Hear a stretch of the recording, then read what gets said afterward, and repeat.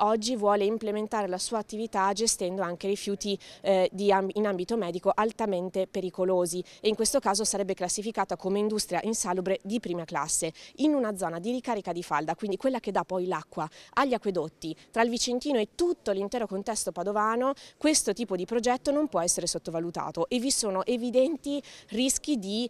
violazione di norme che sono proprio quelle fatte per tutelare la nostra salute. Per scongiurare questo pericolo, l'ampliamento della ex Silva di Montecchio Precalcino diventa di interesse europeo, dopo che il comitato Tuteliamo la Salute ha ottenuto l'ammissibilità della petizione raccolta presentata al Parlamento di Bruxelles. La Commissione Petizioni, il suo presidente, che insieme con me dirige questa commissione, ha scritto al comitato, ha detto: la vostra petizione ha diritto di essere discussa, tecnicamente ci sono dei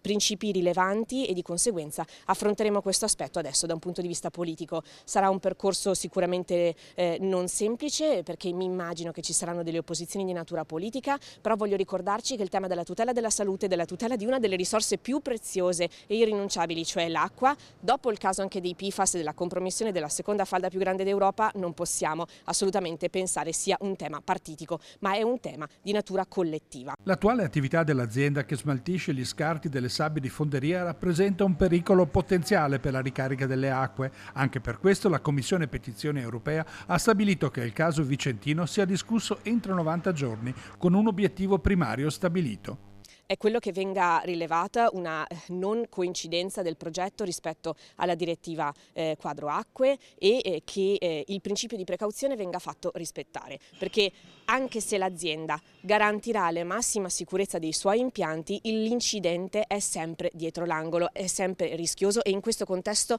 non ha possibilità di essere limitato.